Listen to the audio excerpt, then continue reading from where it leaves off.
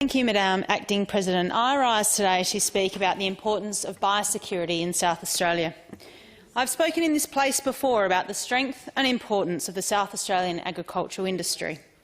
Our $15.2 billion primary industries and agribusiness sector generates statewide employment and contributes to the South Australian economy. Our state's success in this industry is underpinned by our diversity of agriculture, the innovation of farmers and the natural advantages that we enjoy here in South Australia. One of South Australia's agricultural advantages is our strong biosecurity.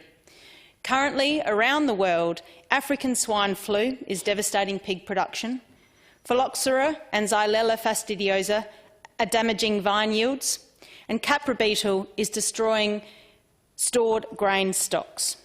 Each of these well-known biosecurity threats are costing agricultural industries significantly, but here in South Australia, our protections have so far prevented these threats from settling their roots in our state. South Australia's strong biosecurity is a competitive advantage, but not a coincidence. The state and federal government have proactively defended the South Australian agricultural industry against biosecurity threats, allowing local farmers and businesses to reap the benefits. The baiting and trapping of Queensland and Mediterranean fruit fly is an example of how South Australia has successfully managed a biosecurity threat. Fruit flies are one of the world's most destructive horticultural pests and pose risks to most commercial fruit and vegetable crops. Despite the first known discovery of fruit fly in South Australia occurring in 1947, early detection and eradication have allowed our state to maintain its fruit fly-free status, resulting in favourable market conditions for growers.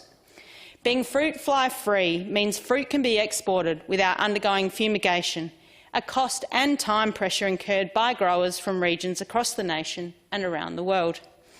Last year, 8 outbreak locations of Mediterranean fruit fly were identified in metropolitan Adelaide, with a further site detected earlier this year. As a result of these locations, more than 250 metropolitan suburbs are now affected by a suspension area. Outbreaks of Queensland fruit fly were recently identified in the Riverland region, my home, during the Christmas and New Year period. The state government has immediately commenced an eradication program, deploying significant resources on the ground, working to eliminate fruit flies from the outbreak area and nearby surrounds. Despite the work to reduce the impact on growers, the Riverland outbreaks will have devastating ramifications on growers in the affected areas. Restrictions affecting growers are currently short-term, but it must be our priority to ensure that similar outbreaks do not continue to arise. The state government has shown it is dedicated to preventing future fruit fly outbreaks in the long term. In 2019, this government committed over $20 million of investment in fruit fly controls over 4 years.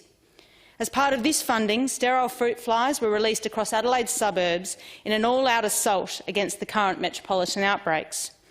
Other measures include the strict policing of our borders, such as implementing random quarantine roadblocks and enforcing a zero-tolerance fine to ensure people are not bringing fruit or vegetables into South Australia. There is no set process for managing a biosecurity threat, and their evolving nature can create a challenge for governments. Government programs are integral to protecting South Australia's fruit fly-free status, but managing the biosecurity threat will require the diligence of all South Australians, whether they live in the city or the country. The fruit fly outbreaks in the past 12 months has been identified in a residential or backyard fruit tree.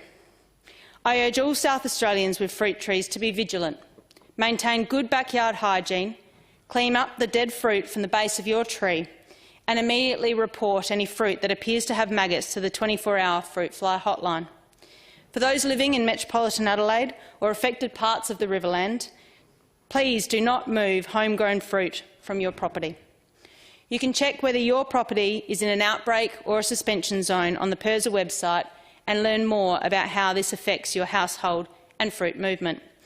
Madam Acting President, we're lucky to live in a beautiful part of the world, unaffected by many pests, but we all need to work together to ensure we prevent biosecurity threats from permanently establishing in South Australia. Thank you.